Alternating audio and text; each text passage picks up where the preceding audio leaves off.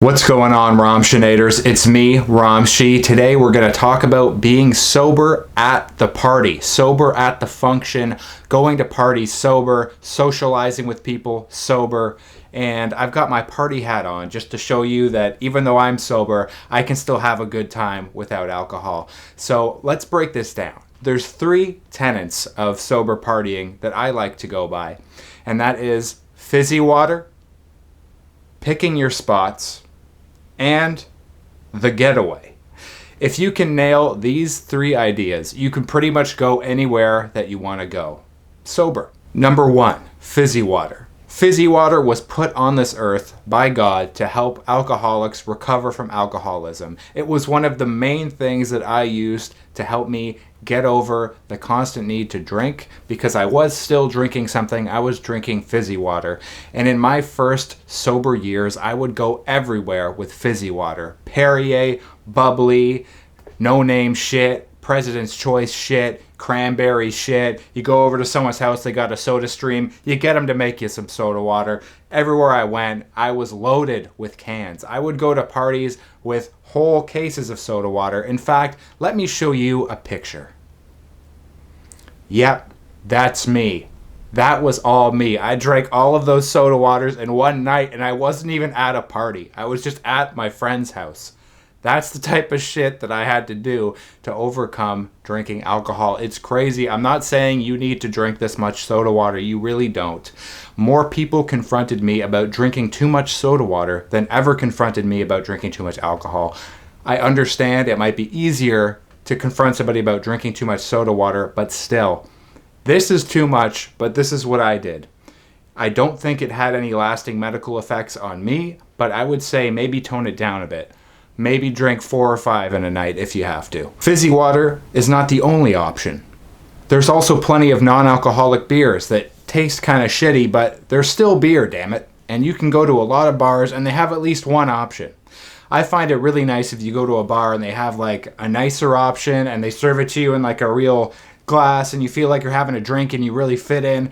Nobody can tell that you're sober or that you're struggling with your drinking. You just look like a guy having a drink. It's totally fine. Nobody even cares. One thing that's important to do, though, is to always check when the bartender gives it to you. So one time I was at a bar, it was very busy, and I ordered a soda water, and she proceeded to pull out a can. It was like a tall can, but I figured like, hey, maybe this is like some fancy soda water that they have here, and she's going to charge me like $9 for it. Like, I respect the hustle. I was going to pay for this fancy soda water. She handed it to me. It was actually a cider. And if I had just like trusted this and in the darkness of the bar taken a sip out of this thing, I would have been puking and throwing up and crying. I would have probably had a total episode. But the fact is, you always got to look. Or if it's in the glass, give it a little smell. You'll be able to smell the alcohol right away and take a little sip if we're good to go. I mean, you don't have to be totally paranoid. That only happened one time. It actually happened 2 times. One time I ordered a drink at a very fancy restaurant, and it was a very fancy non-alcoholic drink. It was like a $10 drink. I'm stupid. And when I ordered it and I gave it a little smell, it did have alcohol in it. They misheard me, and they tried to dose me. They tried to knock me off the wagon. I didn't let them. I sent it back. I sent it right back. Fizzy water, non-alcoholic beverages, these are your weapons in the fight against a world drunk with alcohol. Use them. Use them every day if you have to. Maybe not as excessively as I did, but still use them. They're your best friend. Number 2 is pick your spots. Picking your spot is about not going to things that are completely and totally drinking and drug oriented. What do I mean by this? If you go to a concert, people there may be drinking and doing drugs, but music is the focal point. And you will have something to talk to people about. You can do something. You can stand there, watch the show, talk to people about the show, and have a great time. And you don't need alcohol. But if you're going to go to a friend's house and you know that the typical thing that happens there is that they're just going to be plowing beers and snorting lines and going crazy, and you've just gotten sober, maybe don't go to that friend's house right off the bat. You know, Or maybe go a bit earlier and say, hey, give some high fives and leave before it gets too crazy, okay? Pick your spots is very important, all right? You want to make sure, especially in your early sobriety, that you are in a place where you feel somewhat comfortable and that you know that you are going to be able to have a good time.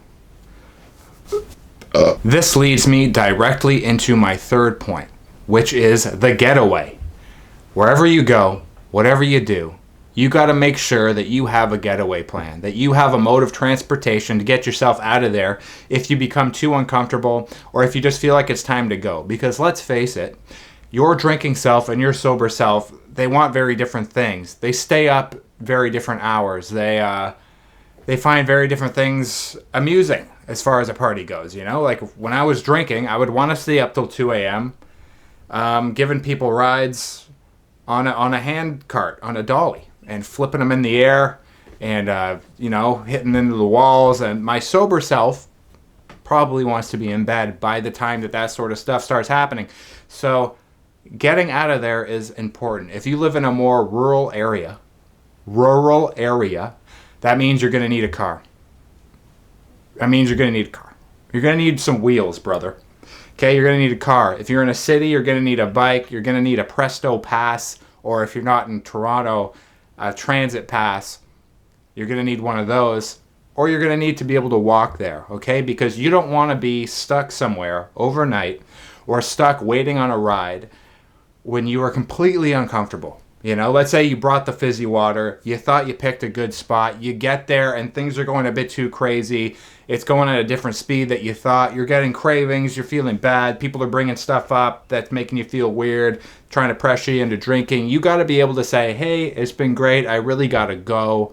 I have to go feed my hamster. My hamster's going to fucking die. My hamster needs me. And if I don't go right now, I'm fucked. You can lie, by the way. You're allowed. You're allowed. If you're at a party and you need to go, you can just lie. My hamster has diarrhea. I have to go clean it up. My roommate just messaged me.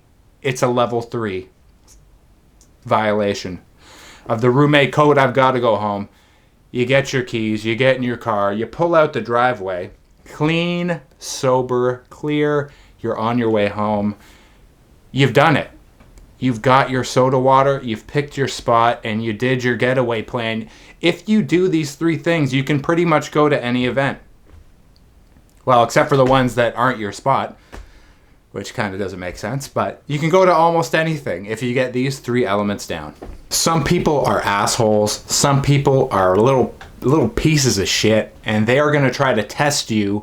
They think that you're fucking around. They think that you're not actually serious about getting sober, and they're going to say things to try and challenge you. Now, a normal person would get totally upset about this. It would throw them off. They might even give in to peer pressure, but you are a romshii, and you are armed with the wisdom of the romshii army. And you know that they're just jealous, and they're just scared, and they don't want you to change, but you're changing for the best. And if people try to test you, they try to tempt you with alcohol, they try to make fun of your progress, just ignore it, let it roll off your back. You've got fizzy water. You've picked your spot, and you've got a getaway. You have nothing to worry about, and you're improving yourself for the better. You are on a path to freedom, a path to success, and a path to a better life. What do they have to do with it? It's gonna be fine. You've got this, okay? You don't need to drink. You've got everything you need. Romshinators, I believe in you. You can do it. You can go to the party sober. You can have fun. It's never going to become normal if you don't get out there and do it. I know it's a little bit uncomfortable. I know it can be scary. You've never done this before. You've only done this drunk. Or at least it's been a very long time since you've done this. It's okay. You're going to feel a bit weird. You're going to feel a bit awkward. Nobody cares. It's fine. This has been my video on attending parties and social gatherings sober. I hope that you have gained some sort of pearl of wisdom from this. I really am just trying to offer my experiences. I've been sober 5.5 years. I don't plan on going back anytime soon. And I know there's a lot of people who who are just starting that sort of journey, and I hope that I can share some things that I found helpful along the way. Because I know I used to watch videos like this when I was wasted, laying there at night in my room, the room spinning. I'm watching some guy in England talk about how he used to have 5 cups of beer a night. I don't know. I'm sorry. See you later, Romshinators. Stay safe.